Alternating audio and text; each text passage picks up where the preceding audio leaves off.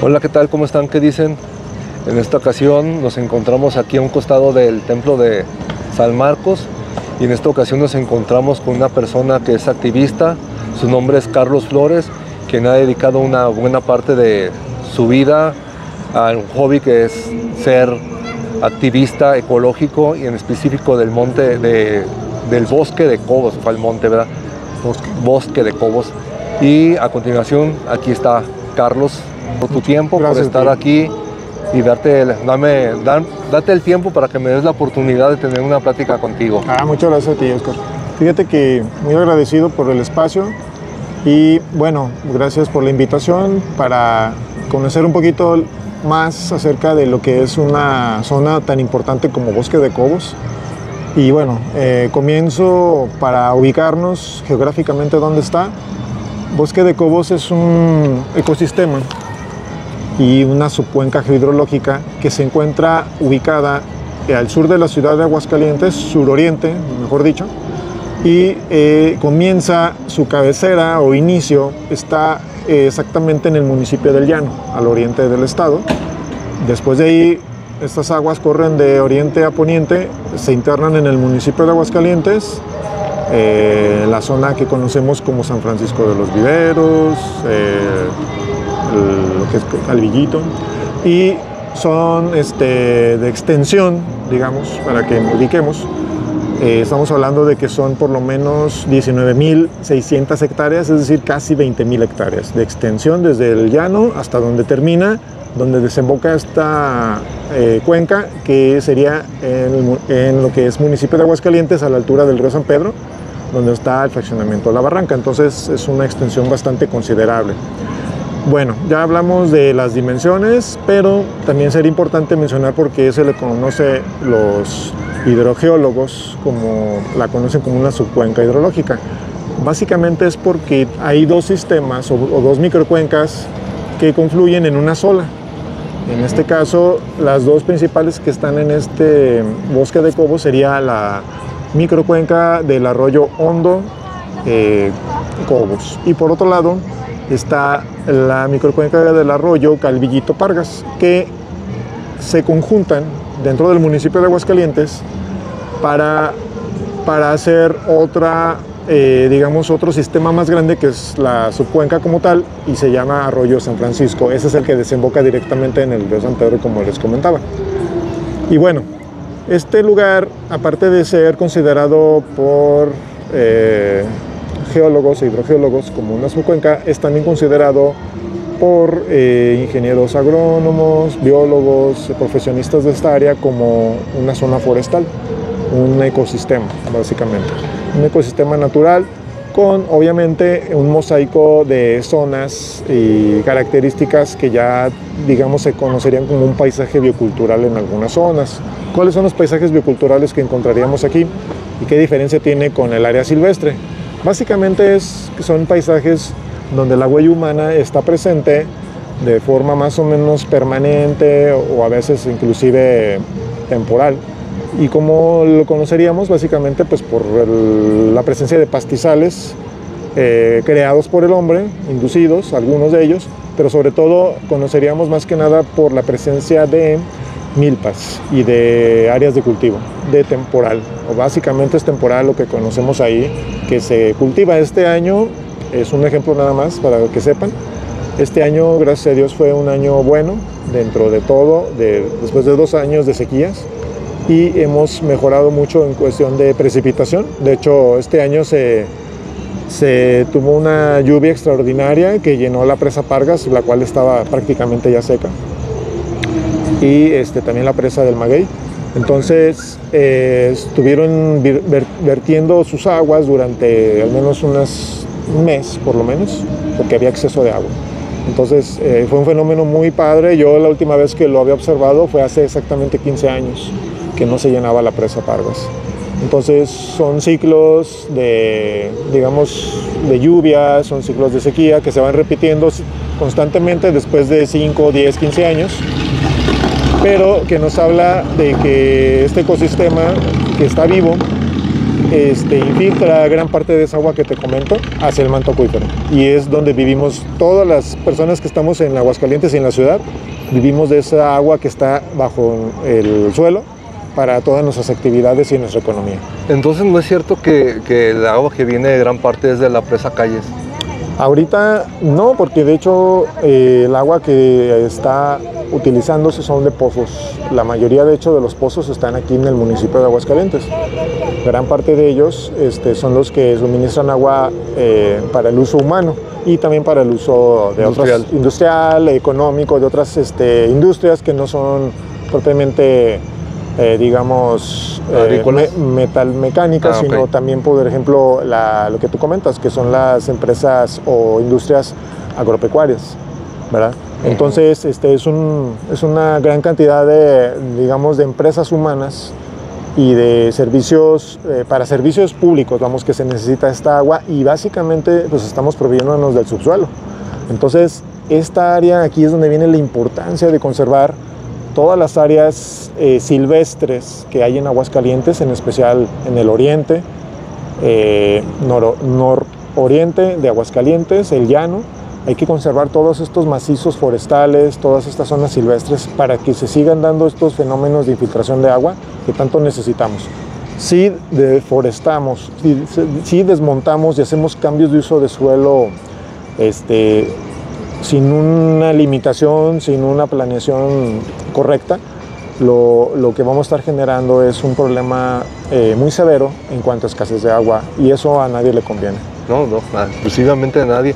Lo que me sorprende es lo que cuentas, ¿verdad? Que desde la barranca hasta llegar al llano. Sí, de hecho viene del llano hacia la barranca, el agua viene de oriente a poniente, pero sí es muy grande. Lo que tú comentas abarca 2 municipios, esta subcuenca, y obviamente al hablar de 2 municipios estamos hablando de que no es un arroyito, ¿verdad? O no es un parquecito. Estamos hablando de que es un ecosistema, que lo vuelvo a comentar, muy importante, porque no nada más es la fábrica de agua de Aguascalientes, de la ciudad, sino que también es un ecosistema que genera aire limpio. Purifica el aire tan contaminado que generamos aquí en la mancha urbana, que cada día se hace más evidente la nata de contaminación atmosférica. Y también inclusive por esa zona hay muchísimas ladrilleras. También hay muchas industrias que generan emisiones, como lo comentas, emisiones a la atmósfera, y que si no hubiera estos árboles, estos bosques, estos pastizales, estos matorrales, que la mayoría de ellos se les conoce como matorral espinoso, matorral xerófilo, matorral crassicaule, que son las nopaleras, los huizaches, y el bosque espinoso, en este caso sería en Cobos, tenemos bosque espinoso, por eso se llama bosque de Cobos, son las mezquiteras, que son árboles plenamente desarrollados que pueden llegar a alcanzar hasta 15 metros en algunos casos. Entonces, todo este tipo de vegetación, fíjate que es súper importante para que nosotros podamos tener una calidad de vida. Si los desmontamos, si seguimos permitiendo que se destruyan estas áreas, se impacten, perdemos todos. Creo que eso es importante recalcarlo. Estos lugares silvestres son los que nos dan sustento y vida, básicamente. Y por ejemplo, ¿cuánto tiempo llevas ya como activista? Así, ¿cómo se llama? Ambiental, ¿verdad? Ajá, activo. Activo. Bueno, mira, yo trabajo desde el año 2000, principios del... 24 años. 24 años, exactamente. Yo comencé en el 2000 y actualmente sigo como voluntario. Hay que aclarar una cosa muy importante, pues mis tiempos libres soy voluntario desde el 2000 y lo sigo siendo, pero no por ello eso implica que yo sea una autoridad. Soy voluntario y me queda muy claro que el trabajo de un voluntario no es generar una confusión en la sociedad de que yo puedo hacer el trabajo de una autoridad en mi tiempo libre. Claro que no. De hecho, el voluntariado en cualquier actividad, ya sea medio ambiente, en salud, por ejemplo, en lo que es rescate de personas, como sería bomberos, protección civil, Cruz Roja, etcétera, etcétera, muchas instituciones. Y en cualquier otra institución, el voluntariado no implica suplir funciones de autoridades, sino más bien coadyuvar o apoyar, más que nada apoyar. más no hacerse pasar por autoridades, que eso pues sería como una usurpación de funciones. Y sí hay grupos que lo hacen. Sí lo hacen, pero es incorrecto, hay que comentarlo que es incorrecto. Y yo sí siempre lo comento que yo soy voluntario, antes que nada soy voluntario y en mi tiempo libre lo hago de forma desinteresada, porque yo no, como otras personas que sí son voluntarias, no recibimos una gratificación o un sueldo, una paga, digamos, para hacer una actividad en específico. No recibimos ese tipo de remuneración económica o pagas. En este caso tú empezaste siendo, se me ocurre, no sé si le haya sido como Boy Scout o de dónde nace el trabajo que hago. Gusto. Fíjate que yo no tengo esa formación de Scout, pero fíjate que cuando yo inicié este trabajo de voluntario, tenía mucho la inquietud de conocer las áreas naturales un poquito más a fondo, las áreas naturales de nuestro estado, de Aguascalientes. Por eso me acerqué más que nada en alguna plática que llegué a tener cuando era estudiante. Me llamó la atención que la persona que me inspiró, digamos aquí ya como propiamente para ser activista, y es mi maestro, lo digo con mucho orgullo, es el biólogo Julio César García Zamarripa. Él me dio una plática junto a otro grupo de alumnos, de estudiantes, sobre la importancia de conservar la fauna silvestre en las áreas naturales, protegidas o no protegidas. Entonces, de ahí fíjate que inició tu interés. Inició mi interés, pero sobre todo como mi compromiso, porque no nada más pasé de escuchar simplemente la plática y quedarme con la idea, ¿verdad? Que de repente se vuelve una moda, ¿verdad? Ser activista, ser amigo pro animal y todo ese tipo de cosas, ¿verdad? Claro. Pero ya cuando lo tienes, o sea, bien definido como tú, pues no creo que sea un hobby de 24 años.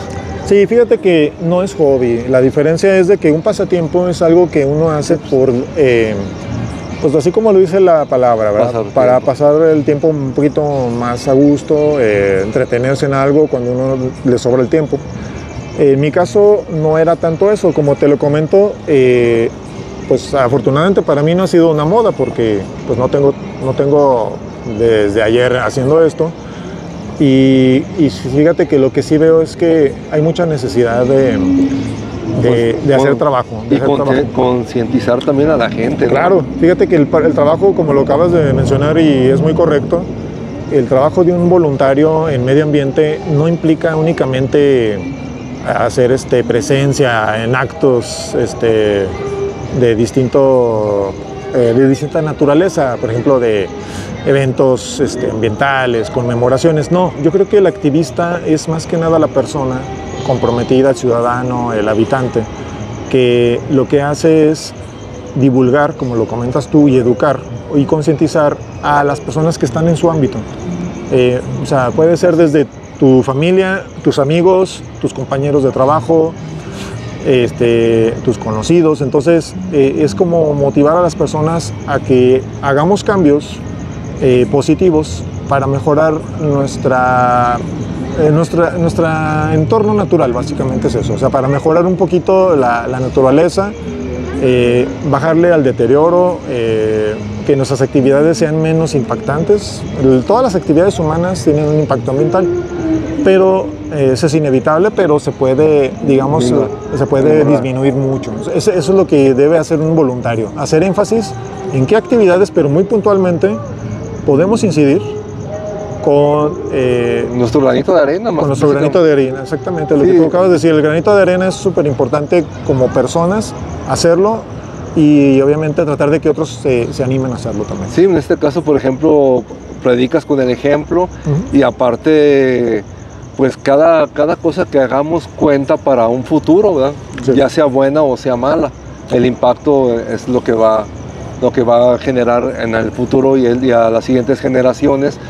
Bueno, comentas, tengo 20 años como activista, no sé si esos 20 años iniciaste en el Bosque de Cobos, 20. Pero me imagino que, 24 años, ajá, pero me imagino que de ese tiempo, ahorita ha cambiado mucho la zona.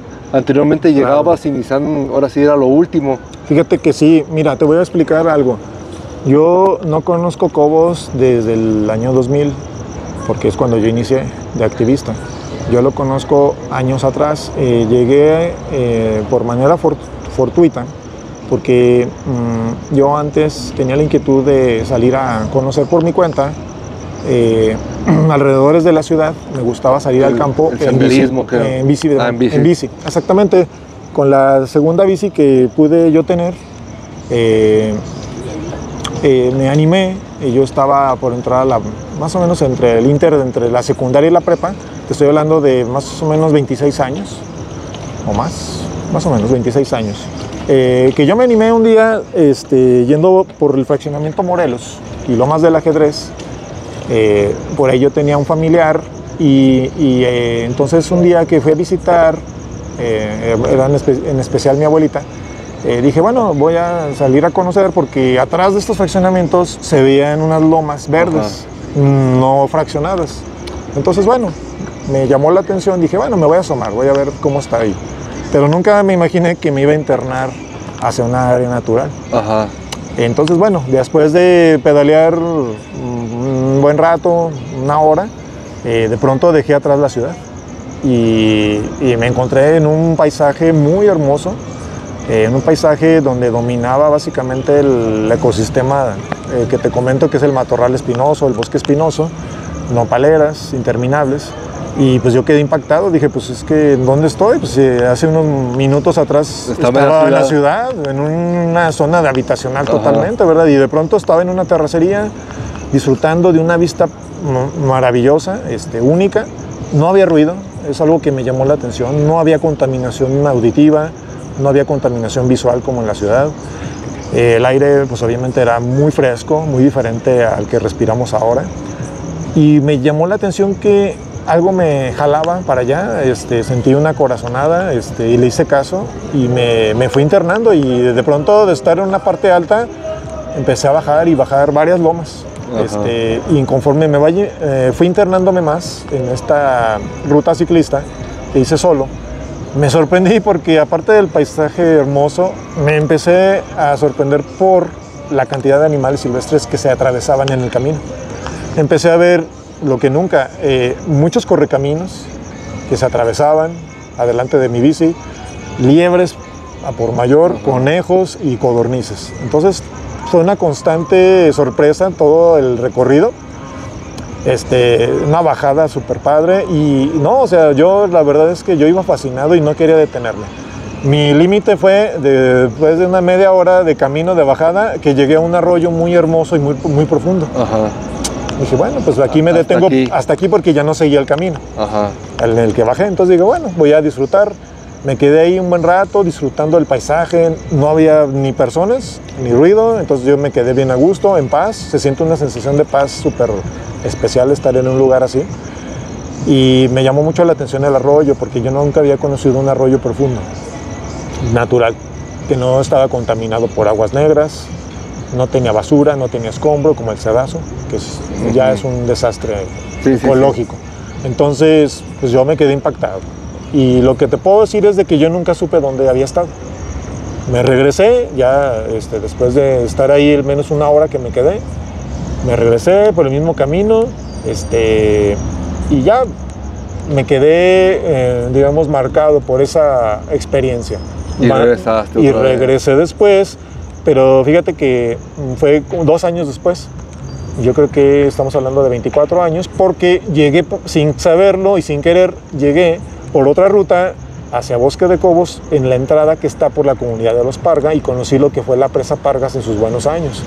Te puedo decir que la presa Pargas de ahora, que sí tiene agua, que se llenó de agua de lluvia, pero la de hace 24 años era muy diferente. Nada que ver, porque era un agua totalmente limpia, de lluvia, pero era limpia. Estaba llena de peces nativos, tortugas, ranas, aves acuáticas a por mayor, y toda la presa estaba cercada por una maravillosa mezquitera.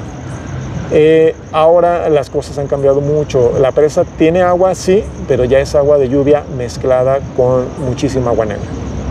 Y eso es una cosa muy triste. Está lleno de mucha basura, plástica sobre todo. Y es una constante que haya visitantes de la ciudad y de algunas comunidades que van y hacen sus días de campo, muy válido, pero contaminan. No les importa llevarse sus residuos. Dejan mucha basura plástica, vidrios, llevan latas, pero sobre todo el plástico es lo que más nos preocupa, las bolsas en especial, botellas, porque inclusive las vemos flotando en la presa, no nada más en la tierra, sino en el agua. Y fíjate que ya pasó algo muy triste, ya hay cada vez menos biodiversidad. Hemos visto menos aves acuáticas porque ya no hay peces, se murieron los peces nativos por la contaminación del agua, no hay tortugas ahí y no hay ranas. Fíjate que al principio de este año fui hacia, ¿cómo se llama? Se me va el nombre, Sandovales. Sandovales es el llano. Sandovales estaba completamente seco. Pues de hecho Sandovales es uno de los tributarios. Donde está esa presita, sí, es tributaria que va a Cobos. Sí, baja de Sandovales. Bueno, yo la vi que viene Sandovales. Y San Francisco de los Vileros. Sí, también va del Maguey.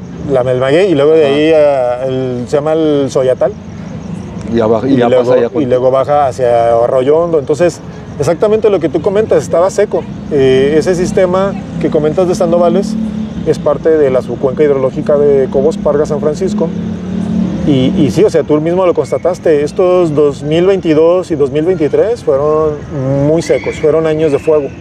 Entonces, imagínate la contaminación que había con tan poca lluvia y con agua negra virtiéndose 24 horas al día en las presas y los arroyos. ¿Tú crees que va a sobrevivir la biodiversidad? Claro que no, o sea, no sobrevive porque es demasiada contaminación que la naturaleza no puede absorber, no puede procesar. Entonces, ¿qué sucedió? Que estamos viviendo un proceso muy grave de extinción local y de faunación de este ecosistema tan valioso. ¿Qué es la defaunación? Básicamente que estamos perdiendo la fauna silvestre del lugar, está desapareciendo por nuestra causa humana. Mira, yo trabajé en un tiempo para Nissan. Sí. Y enfrente de Nissan ya ves que está el fraccionamiento ¿cómo se llama? San Antonio. San Antonio, Paseos de San Antonio. Ajá, y haz de cuenta, a mí me tocó ver cuando lo empezaron a hacer. Sí, y desmontaron. Y desmontaron todo lo que había. Claro. Y ya dejaron ¿cómo se llama? Como un desierto, la plancha, donde empezaron a construir las casas. En este caso, quieren todavía llegar hacia allá, igual que se quieren llevar lo que viene siendo la Pona. Pero son áreas protegidas y ojalá y nunca se les quite el de protegido, ¿verdad? Claro. Porque como comentas, o sea, son unas grandes cuencas, bueno, fábricas de agua. Fábricas de agua, claro. O sea, mira, no hay otra fábrica de agua más que la que es natural. Y son las que no son costosas porque, por ejemplo, hay proyectos en otros lugares del mundo de forma tecnológica, o sea, estamos hablando con costos millonarios o multimillonarios de inyectar agua al acuífero. Pero el costo ambiental que tiene y el costo económico rebasa muchísimo las capacidades de muchas empresas y de empresarios también. Empresarios e inclusive de entidades, o sea, de países. Hay países que no pueden pagar eso. ¿Por qué? Porque son tecnologías muy caras. Por ejemplo, tratar el agua negra y dejarla al 100% potable para uso humano, por ejemplo, que te la puedas tomar, cuesta muchísimo dinero.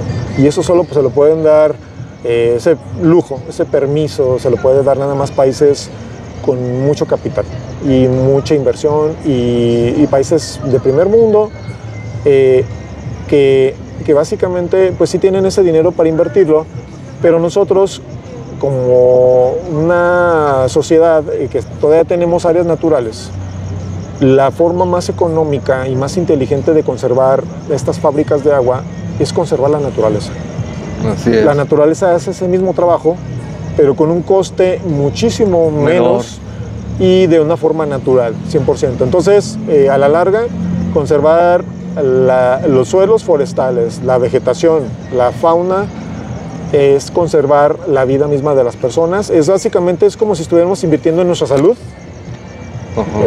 física. El conservar los bosques es conservar nuestra salud humana. O sea, básicamente estamos relacionados humanos con naturaleza. No estamos divididos. No estamos separados. No estamos separados, ni nosotros somos, como lo han dicho por años las culturas occidentales, no somos dueños de la naturaleza, somos un elemento más de la naturaleza, una parte importante, pero somos parte. Un eslabón. Son un eslabón, no somos los dueños, no somos los poseedores de los recursos y podemos destruirlos, ¿no? O sea, al contrario, conservarlos es importante. Oye, y por ejemplo, me imagino que el bosque de Cobos tiene dueño. ¿Y los dueños qué dicen? Mira, es que hay distintas personas que tienen propiedades ahí, o sea, la mayoría son pequeños propietarios. Hay personas que tienen predios pequeños de media hectárea, cosas así, algunos con menos extensión, otros sí tienen ranchos. Uno de ellos es el rancho histórico Cobos. Y son familias que tienen su economía en base a tener ganado vacuno, en este caso producción de leche. Ajá. Y para ellos es importante conservar la mayor parte de la zona forestal y de la cuenca en sí misma, de la subcuenca, perdón, porque para ellos es el sustento de su economía. Mira, por ejemplo, los mejores lugares para pastorear están en donde está el monte, las áreas silvestres. ¿Por qué? Porque ahí el pasto, este año tuvimos buenas lluvias y hay buen pastizal. Ahí es donde las vacas se liberan del estrés de estar encerradas en un establo, sí. Salen a pastorear, pero también alivian la economía de los ganaderos porque aprovechan estos pastos silvestres, sí, que de otra manera les impacta. Si no tuvieran ese pastizal, les impactaría mucho en su economía estarlas alimentando con pura alfalfa o con alimentos balanceados que son muy caros. Entonces no les resultaría un negocio a ellos esa actividad. Entonces, pues por todos lados es importante conservar. Mira, yo creo que hay personas que lo ven con muy buenos ojos. La mayoría de las personas con las que hemos siempre platicado, por ejemplo, está comunidades rurales como Calvillito, el Malacate, el Relicario, Pargas.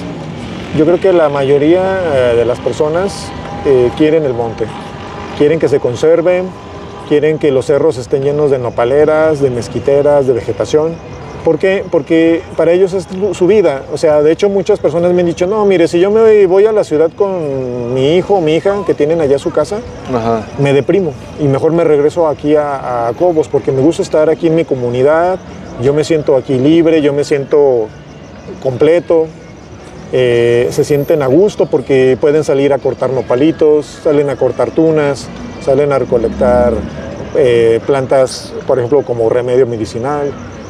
La gente le gusta sentirse que es parte de la naturaleza y además es una necesidad como humanos estar en una zona donde hay verde, donde hay vida.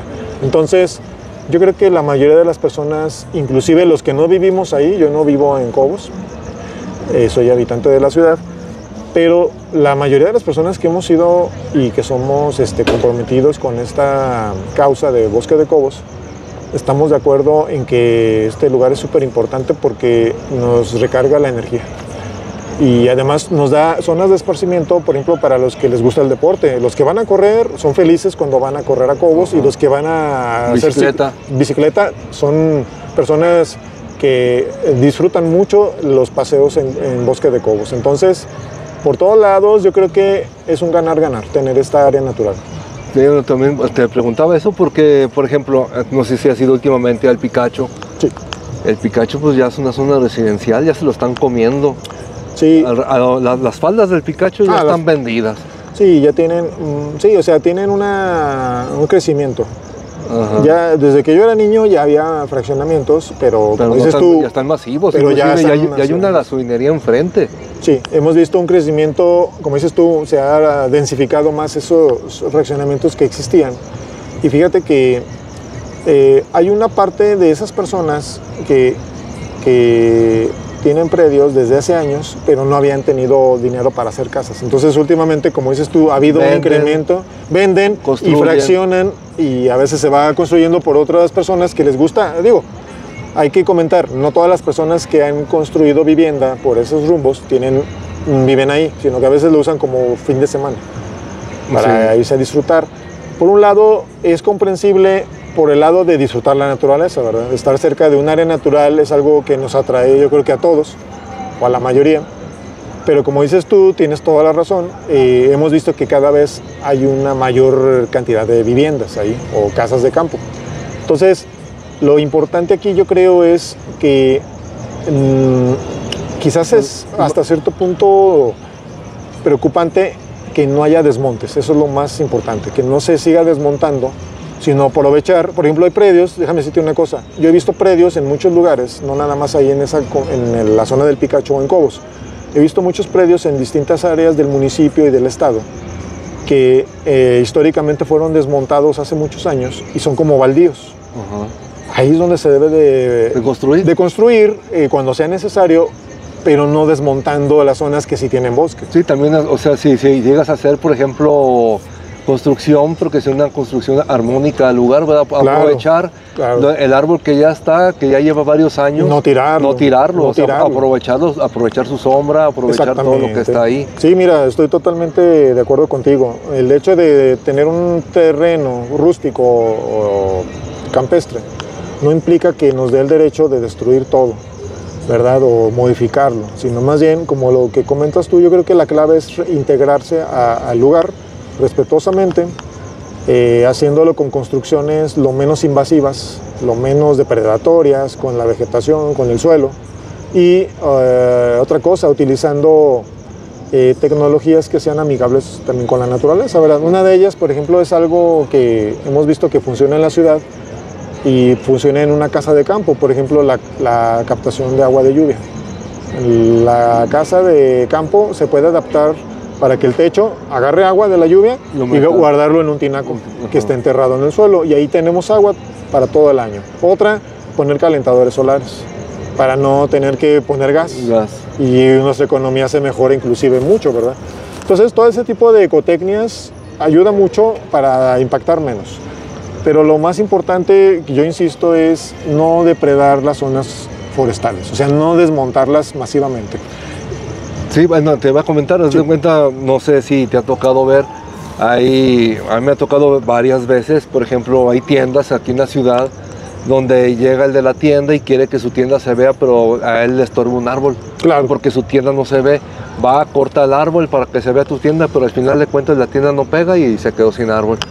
Y aparte, al final, otra cosa, ya tiene un vehículo y pues anda buscando la sombra y cuando tenía el árbol. O sea, la gente piensa que, o sea, quiere que las ventas, que las cosas se vean, pero también vamos a esto, o sea, todos nos dirigimos, nos gustan las áreas verdes. Las áreas verdes y es un lujo tener ese tipo. Bueno, también refiriéndome a lo de anteriormente cuando decíamos, no, es que esta gente es del rancho, no, gallina de rancho, ahorita ya son comida orgánica, ya es un lujo, ya no es despreciante. Exactamente, fíjate que ha cambiado mucho el concepto, ¿verdad? Antes de, digamos, ser como comida, como dices tú, de ranchera, ahora ya es visto como una comida gourmet o que tiene un valor agregado. Y no es comida para nada tampoco barata, ¿verdad? ¿Por qué? Y con justa razón, no es comida chatarra, es comida saludable. Y el que los productores rurales produzcan alimentos saludables, yo creo que hay que pagarlos, porque es un esfuerzo muy grande el que hacen y además estamos, digamos, invirtiendo en nuestra salud. Sí, así es. Entonces, fíjate que eso es algo que debemos de valorar, lo que dices tú, no hacer lo posible por no quitar lo menos posible de árboles para alguna actividad humana, es algo que se debe siempre de hacer. O sea, más allá de nuestro interés económico, es que digamos, pongamos por delante el interés de conservar la naturaleza. Un árbol en una ciudad, por ejemplo, que estamos en un entorno urbano, ahora pues no es un lujo, es más bien una necesidad súper grande porque nos está dando oxígeno. Oxígeno y sombra. Y sombra, también. Exactamente, sombra. Sobre todo en la época de calor es súper importante una sombra. Y fíjate que, volviendo al tema de Cobos, del bosque de Cobos, yo sí quiero comentarte que yo no soy para nada, ni pretendo ser, ni presumo ser, ni invento ser el pionero de esta causa de conservación. Quiero hacer énfasis en que yo soy voluntario únicamente y la persona que me inspiró y que inició este trabajo de conservación, pionero de hace te estoy hablando de más de 30 años, es el biólogo Julio César García Zamarripa, que es mi maestro. Él es de formación biólogo, pero él trabajó como guardabosque profesional en la extinta SEDUE, que era la Secretaría de Desarrollo Urbano y Ecología Federal. Y ellos tenían un programa de vigilancia de áreas naturales y combate a la cacería furtiva. Él inició la conservación en Bosque de Cobos y otras áreas muy importantes también de aquí del municipio y del estado, áreas naturales, a más o menos en la década de los años 80, y consolidó un grupo a finales por ahí del 89, 88, 89, 90, consolidó un grupo ya con voluntarios. Digamos, por un lado su faceta de guardabosque profesional, sí, que conservaban el área y atrapaban cazadores y regulaban actividades ilícitas, decomisaban armas de fuego, hacían vigilancia contra incendios forestales, pero por otro lado él vio la necesidad de hacer un grupo con gente común y corriente como nosotros, ciudadanos, con apoyo de gente que se animara a proteger de forma desinteresada. Y es como empezaron a trabajar con voluntarios, en este caso estudiantes de la carrera de biología, la mayoría de ellos, quizás por ahí otra persona de otras carreras, pero la mayoría eran de biología en aquel entonces. Y fíjate que dio muy buen resultado porque crearon un grupo, que son los pioneros, de hecho, déjame comentarte, es el Grupo Ecológico Interdisciplinario, ACE. Es el grupo ecológico que es pionero en la conservación de áreas naturales en Aguascalientes, una organización de la sociedad civil que, como te comento, tuvo su origen en el trabajo del biólogo Julio César García Zamarripa, y uno de los reconocimientos que tuvieron de su labor tan importante en Bosque de Cobos y en el Sabinal, en la Serranía del Muerto y en otras áreas muy importantes, fue que ellos no nada más estaban en una zona, sino que además trabajaron tan fuerte y de una forma tan vanguardista para este tiempo, que fueron acreedores al Premio del Mérito Ecológico y Forestal del año 1994, que se los entregó en sus manos el presidente de aquel entonces, el presidente de la República, en México, en la ciudad de México, Salinas. Y fueron, digamos, en la categoría de la sociedad civil, porque también había categorías gubernamentales, ¿verdad? Ajá. Pero ellos fueron como ciudadanos. Eso es muy importante comentarlo. De hecho, tengo evidencias, ahorita me gustaría mostrártelas al final, de cómo fueron acreedores a este reconocimiento, y fueron, digamos, que el parteaguas para la conservación, en este caso, de áreas naturales y áreas silvestres en el municipio y en el estado, y una de ellas fue Cobos. La primera vez que yo escuché Bosque de Cobos como tal fue en el año 2000, porque cuando yo inicié de activista, el biólogo me comentó sobre que había un área muy importante que había que proteger, que era Bosque de Cobos, y que estaba al suroriente de la ciudad. Me dijo, es que no está lejos de la ciudad. Y inclusive fue la primera persona que me comentó de la existencia de que era una zona paleontológica. No sabía. Desde ¿sí? Que yo conocí a Cobos, como en el 2014, 2015, que fue cuando inicié un poco más con el ciclismo, porque ya lo hacía, pero ya un poco más en forma y más lejos. Claro, fue cuando conocí Bosque de Cobos. Sí, fíjate, yo tampoco lo sabía. Yo, como te había dicho, yo llegué a este lugar hace 26 años, más o menos, pero yo no sabía ni que era Bosque de Cobos y menos sabía que tenía patrimonios paleontológicos, entre otros patrimonios como el biodiverso, el histórico, el biocultural, el geohidrológico, o sea, lo del agua, y el patrimonio de la tierra, que es la geología y es un cañón. Yo no sabía que es una zona, de hecho actualmente, déjame comentarte que es la zona sitio paleontológico más importante de Aguascalientes, y es el único que está registrado gracias a nuestro grupo, que es Amigos del Bosque de Cobos. Ajá. Por el INAH, el Instituto Nacional de Antropología e Historia. Ya fue reconocido el año pasado, gracias al trabajo que hizo nuestro compañero de grupo, de Amigos de Bosque de Cobos, que es el doctor José Alberto Rodríguez Ábalos, que él es biólogo y trabaja como técnico especialista en el INEGI. Él es el que hizo el trabajo para dar de alta la localidad de Bosque de Cobos como zona paleontológica y también el Cedazo. ¿Y ahí tienen como un tipo museo ahí en el Bosque de Cobos? Fíjate que no hay, pero el hecho de que se reconozca es histórico, es un parteaguas porque anteriormente lo único que se sabía de estudios paleontológicos fue por el doctor Osvaldo Moza. Él hizo un trabajo muy importante, pionero, pero en el área de la paleontología en los años 50 hasta los años 80 del siglo pasado en Aguascalientes. Él es un inmigrante suizo que estuvo aquí, trabajó muchos años en un laboratorio de análisis sanguíneos que tenía en la calle Madero, y en sus tiempos libres él hacía colectas de fósiles y de insectos, y sus sitios favoritos eran el Bosque de Cobos y lo que fue en su momento el Cedazo. Entonces él hizo un trabajo súper importante porque empezó a documentar científicamente y a publicar en revistas especializadas tanto de México, Lo que encontraba. todo lo que encontraba, y también en revistas internacionales. Y lo hacía de manera científica y al mismo tiempo era un naturalista nato. Gracias a él se supo que Aguascalientes tenía una riqueza paleontológica muy importante a nivel nacional, sobre todo en cuanto a especies de paleofauna o animales prehistóricos de la edad de hielo. Entonces ahí fue como se fue conociendo de este lugar en cuanto a riqueza paleontológica, pero no había un reconocimiento oficial. Porque bueno, también he escuchado de, no sé, del Ocote. El Ocote era la única parte que yo sabía, ¿verdad?, que estaba como reconocida.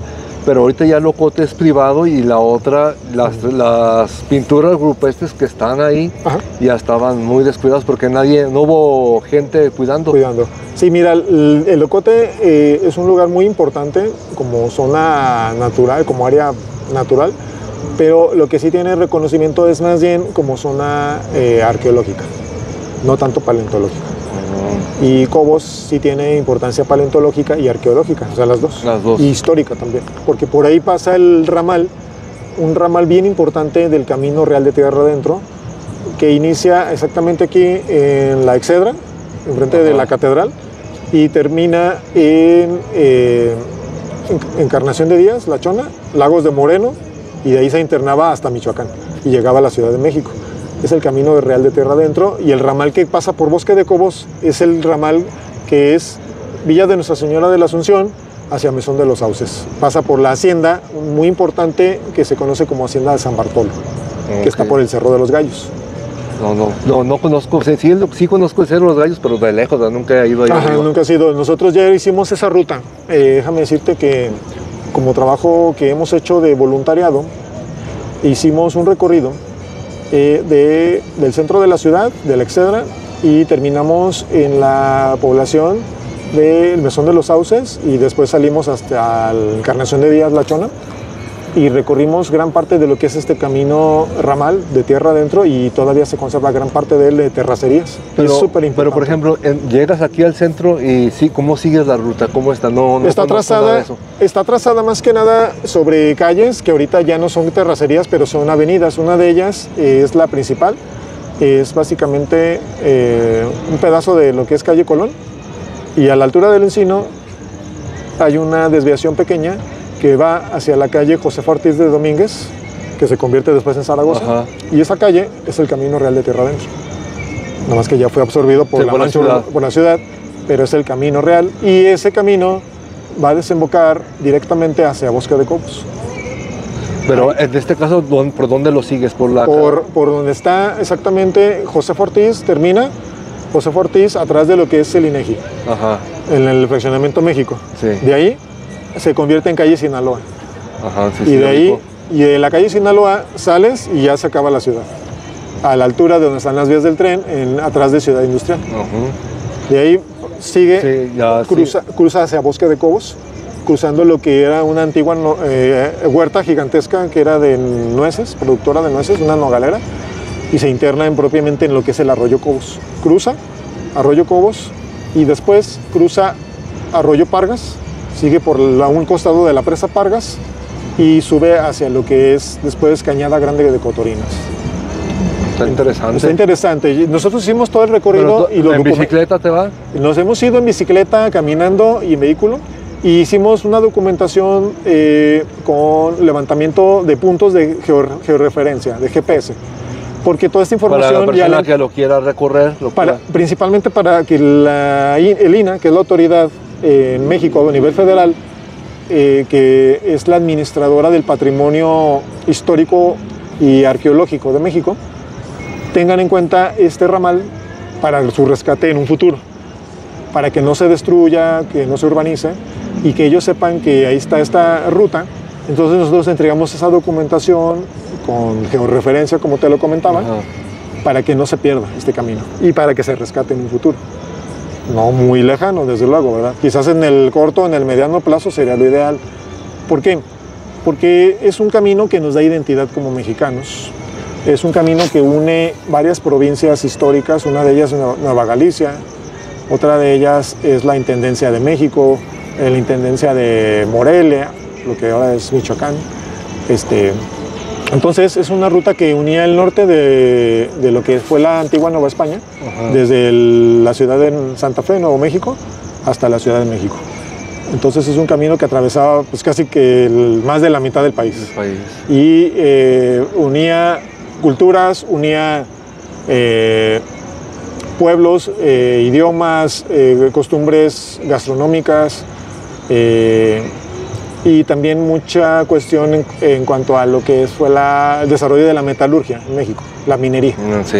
Por eso, por ejemplo, una parte de este camino se conoce, digamos, la parte más antigua, se conoce como Camino de la Plata, porque era porque era extracción de plata del Real de Minas de Zacatecas, de la Bufa, hacia la Ciudad de México.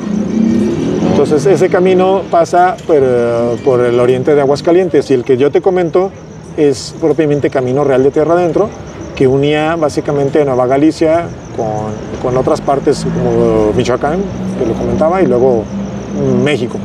Entonces es todo un sistema histórico, cultural, que debe de protegerse, y nosotros dimos el primer paso documentándolo, porque si nadie lo documenta no existe, no existe. O sea, obviamente nuestro trabajo fue, y como siempre lo hemos hecho, basándonos en bibliografía científica, bibliografía histórica, mapas antiguos publicados en para dejarlo bien asentado, para que no haya problema y que no haya dudas, ¿verdad? De que estamos inventándolo, de que yo pienso, yo digo. No, o sea, lo hicimos en base a cartografía antigua. Pero obviamente hay que corroborar toda esta información en campo, y es lo que hicimos. Oye, y por ejemplo, en este caso el uso de piso está protegido para no tocarlo. Mira, todas esas hectáreas. Cuando hablando del Camino Real, bueno, en este caso hacia Cobos. Mira, hay una zona que está protegida, que una es municipal. Afortunadamente se dio el primer paso. La primera de ellas fue otra zona protegida que es de carácter estatal, que es el área protegida Cobos Parga, y la otra es la zona protegida de Cobos, que es municipal. Entonces ya son dos áreas ahí en Cobos que más o menos en total suman como un poquito más de 220, 230 hectáreas en conjunto, porque una mide 178 y otra mide como 90 hectáreas. Entonces digo, es una extensión que para iniciar la conservación es un buen paso, un primer paso que se debe de seguir después para ir consolidando un polígono mayor, que es lo que siempre debe de esperarse, para proteger lo que comentábamos, algo muy importante al principio, los servicios ecosistémicos. ¿Cuáles son? Los más importantes de todos, y el que más nos interesa a todos, el agua limpia, de calidad, primero que nada, no agua negra, agua limpia. El segundo es la captación de dióxido de carbono, de los contaminantes que hay en la atmósfera, de todo lo que son fábricas, coches, todas las industrias humanas, ¿verdad? Y lo demás son actividades económicas, como lo que te comentaba, la agricultura y la ganadería. La gente vive de eso. Entonces, conservar una mayor parte de Cobos y su paisaje biocultural le va a dar más certeza de que esos beneficios para todas las personas son necesarios y son a largo plazo. Esa es la única manera de garantizarlos. Sí, y por ejemplo, Me imagino que los domingos está lleno de gente, ¿verdad? Es cuando hay normalmente más afluencia. Por eso no tiene, bueno, no es un parque porque no hay cobro.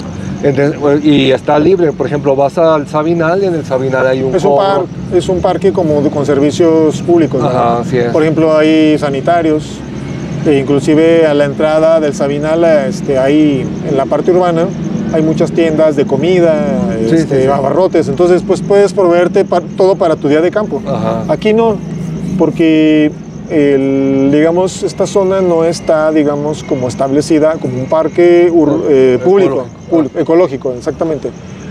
Sin embargo, hay personas que les gusta hacer senderismo, caminatas en la naturaleza. Y van para allá. Y van para allá y, por ejemplo, pueden hacerlo pidiendo una autorización, un permiso, en este caso, ya sea en el área estatal o en el municipio, pueden pedir una autorización para que les den un recorrido guiado dentro de estas áreas con la, digamos, la condición de que sean respetuosos de los reglamentos y de todos los requisitos que hay que observar durante el recorrido. Uno de ellos, obviamente, pues es no tirar basura, no prender fuego. Y en este caso, perdón, ahí es donde entras tú.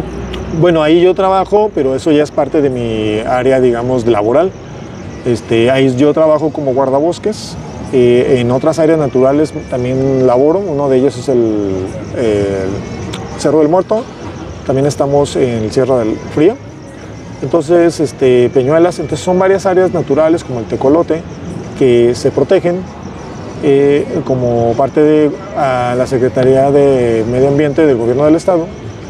Y ahí es donde nosotros, cuando hay grupos o recorridos, nosotros acompañamos a estas personas que son ciudadanos a hacer estas caminatas, dándoles indicaciones, pero sobre todo tratando de enriquecer un poquito su experiencia de qué es lo que vemos ahí.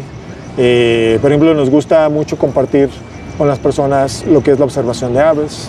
Sí, bueno, inclusive, al buen Armando Jasso, que me comentó de ti, sí. Haz de cuenta, él me dijo, no, sabes que yo ya fui a un recorrido guiado por él, estuve con Carlos y me mandó un video donde estás explicando de pájaros, de la vegetación y lo que está ahí. Claro, sí. Y de ahí surgió mi interés de querer tener una plática contigo, y me gustaría ir al lugar para que la gente también esté enterada de lo que hay ahí adentro y de lo que se trata, conservar. O sea, tú conservar y el voluntariado que tú has hecho. Sí, mira, yo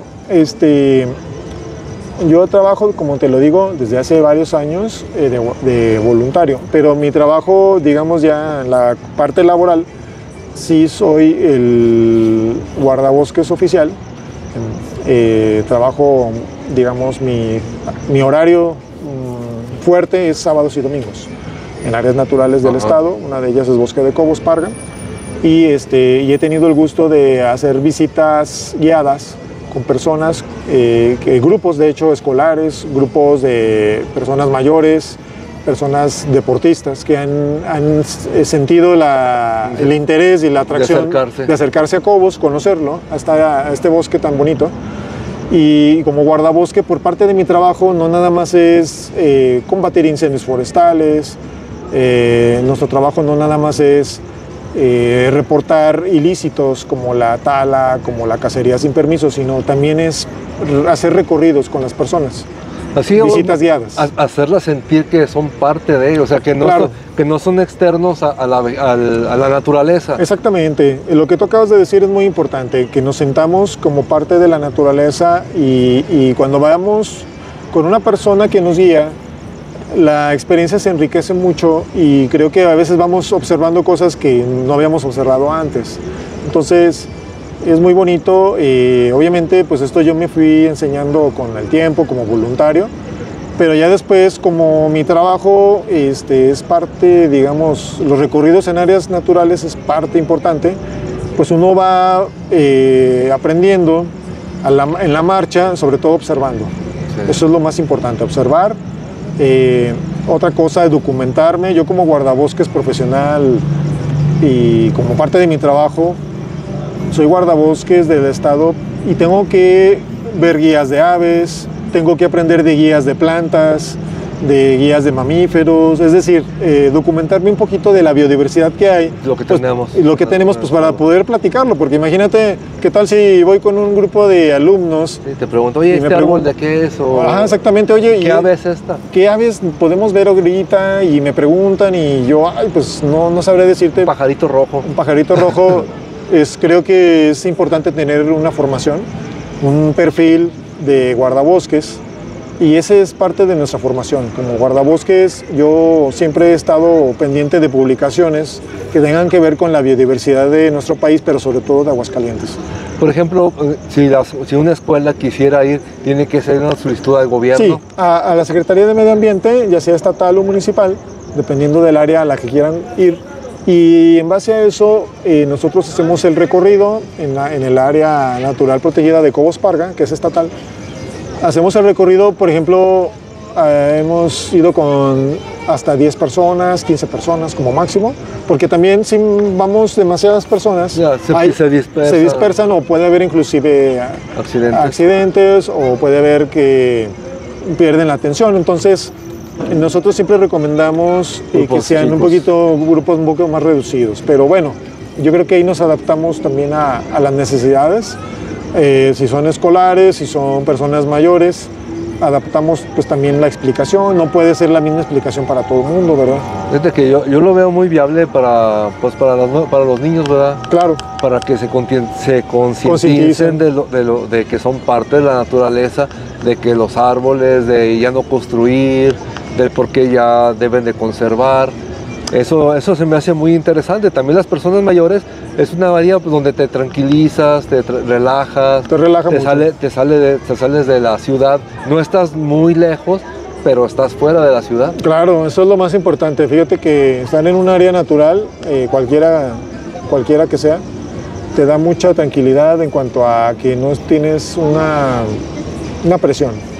No sientes que el tiempo te esté comiendo, como cuando estás en la ciudad, que tienes muchas cosas que hacer, o horarios. Entonces aquí un área natural te da sobre todo la tranquilidad, te relaja y te alimenta mucho.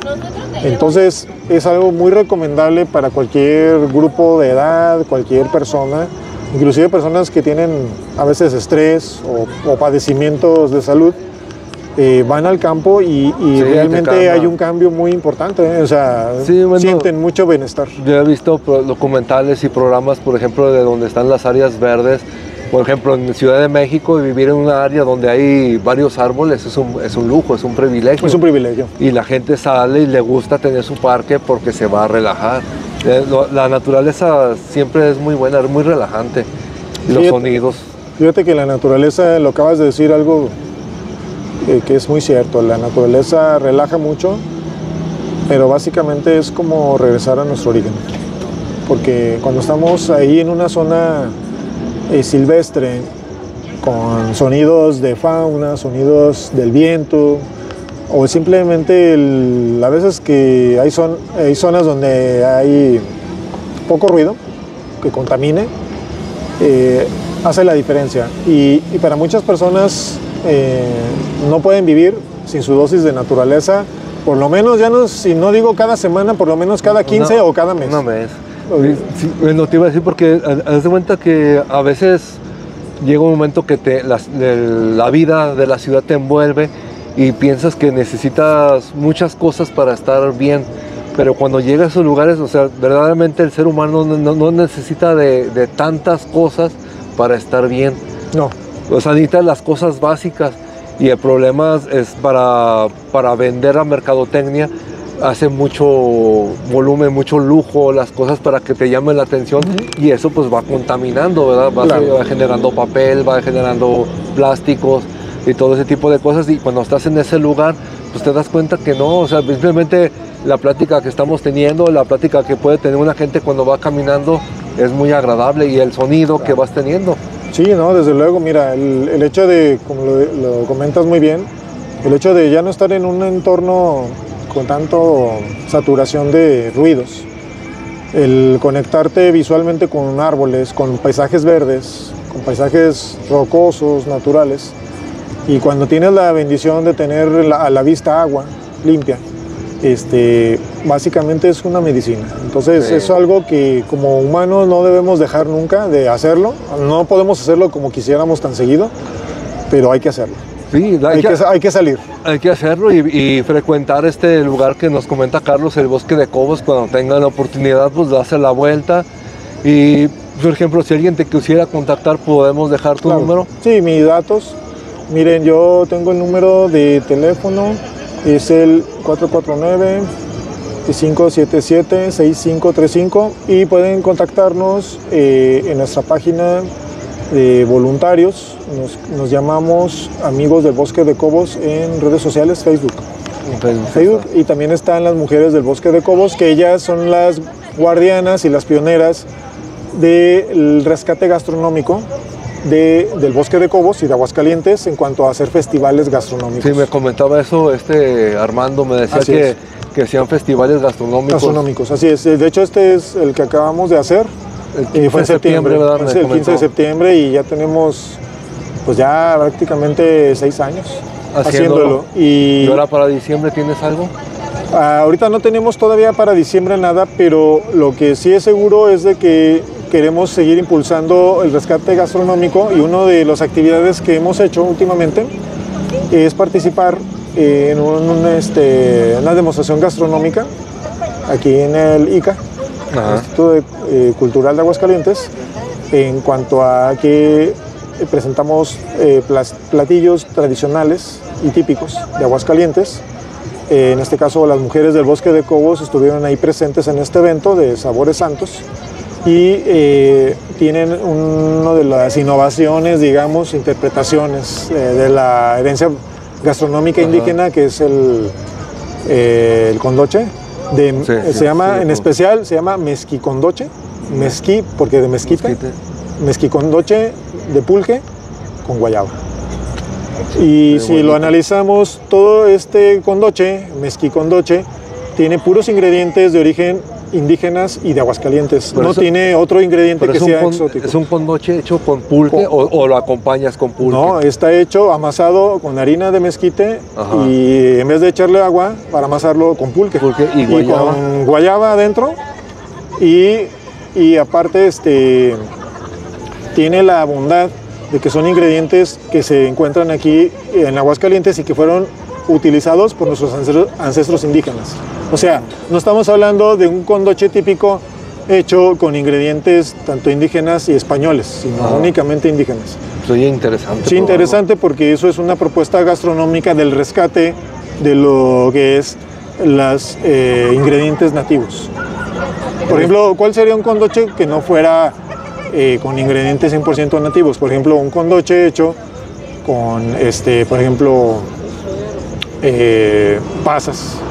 Las pasas no son nativas de aquí, la uva, ¿verdad? Sí. La trajeron los españoles. Otro ingrediente que no sería nativo, pues que lo hiciéramos con manteca de cerdo. ¿También es español? Es español, lo trajeron los españoles, el cerdo. Otro ingrediente que no sería nativo es que, por ejemplo, utilizaran alguna fruta como el higo. El higo no es nativo de aquí, etcétera, etcétera, ¿verdad? Entonces, por eso, en vez de higo, nosotros utilizamos guayaba.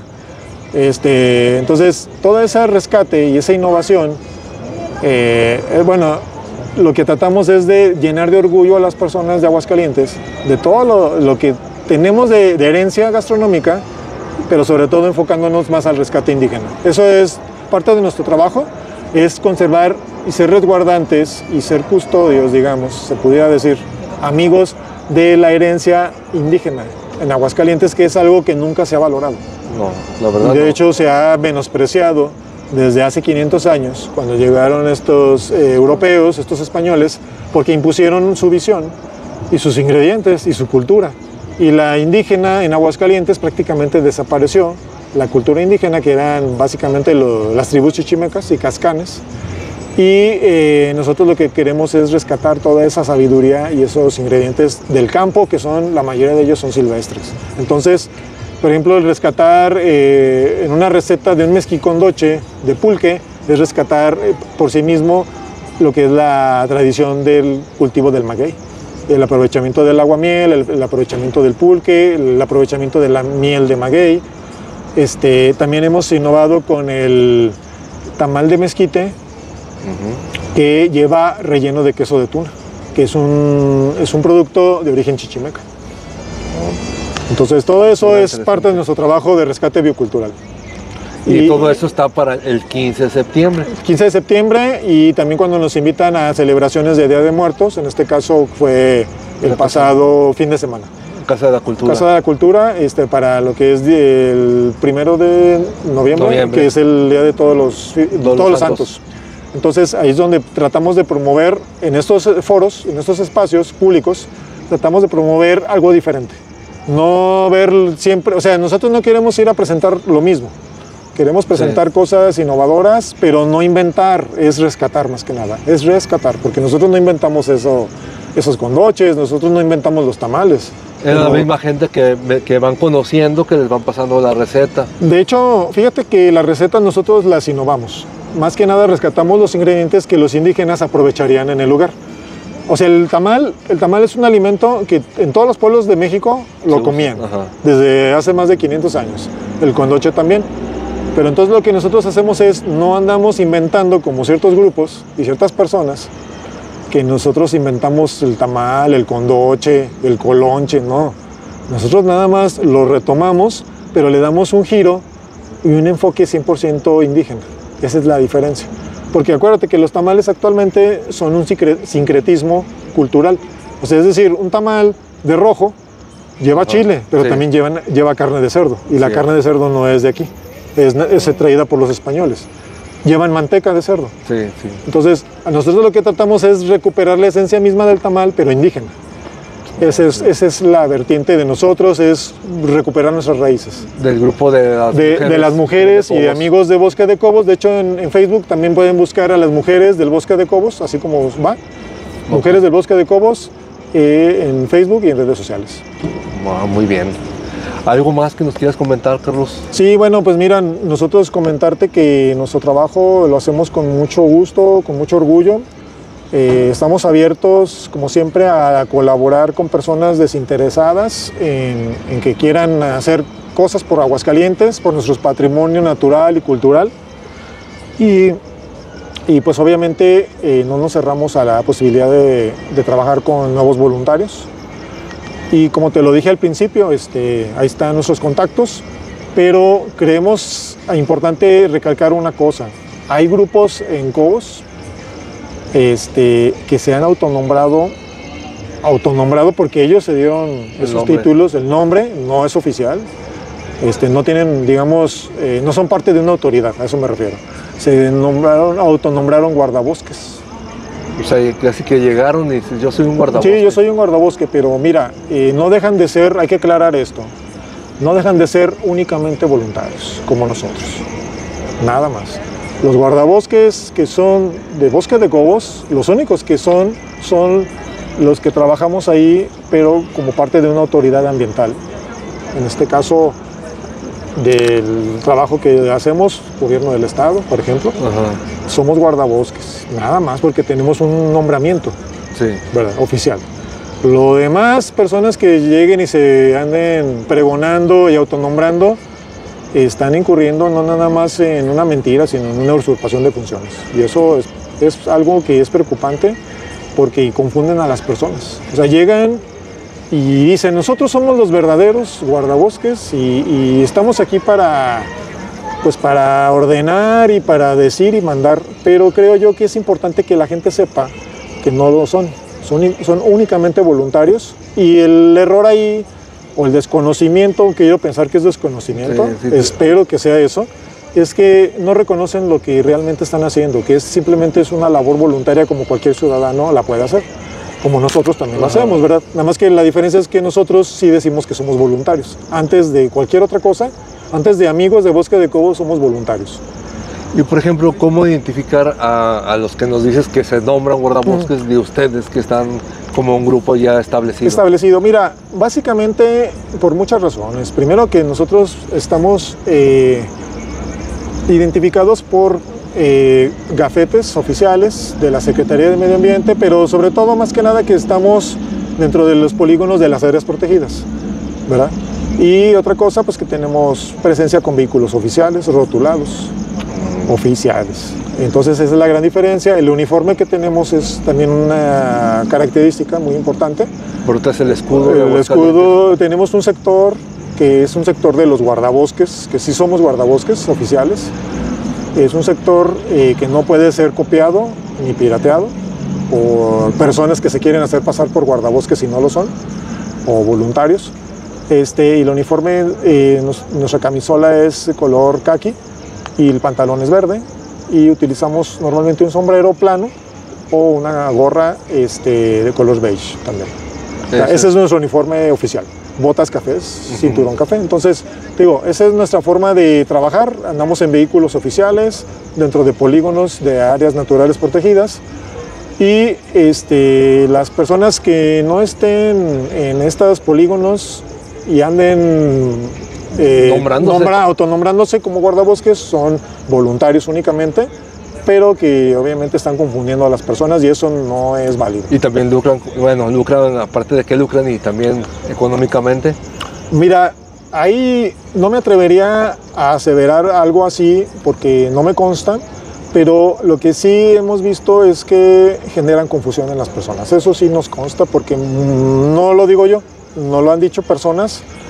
Cuando vamos a las áreas naturales de Cobos, que nos han comentado, oye, ¿y por qué el otro día vino un chavo? Vino una persona exactamente de estas características o iba con otra persona y nos detuvieron y nos empezaron a cuestionar, a interrogar, nos empezaron a dar órdenes.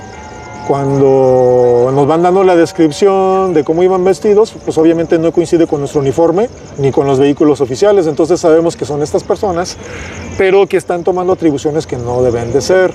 O sea, está bien que sean voluntarios, creo que es válido ser voluntario, yo lo soy, voluntario en mis tiempos libres, pero no debemos de aprovecharnos del voluntariado para hacernos pasar por autoridad que no son.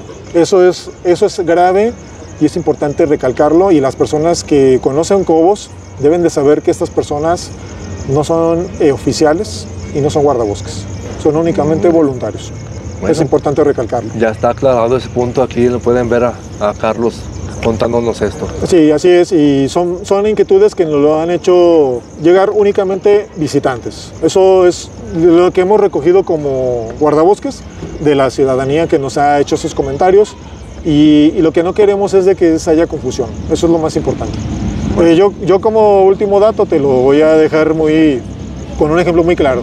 Yo cuando soy voluntario, en mis fines, en mis ratos libres más bien, que es normalmente entre semana, yo jamás llevo mi uniforme de guardabosque de mi trabajo.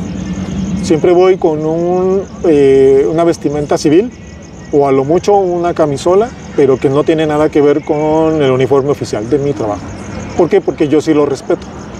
Okay. Respeto la autoridad y respeto lo que representa el trabajo del cuerpo de guardabosques que tiene ya más de 50 años en Aguascalientes.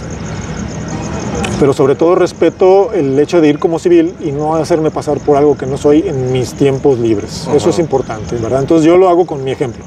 Yo no me ando haciendo pasar por lo que no soy en los días que no soy guardabosque. Muy bien, Carlos. Muchas gracias. Bueno, muchas gracias, Carlos, por tu tiempo otra vez. Y pues, ¿sería todo de tu parte o nos quieres un extra? Claro, no, mira, nada más invitarlos. Fíjate que me pareció muy conveniente lo que tú hiciste énfasis.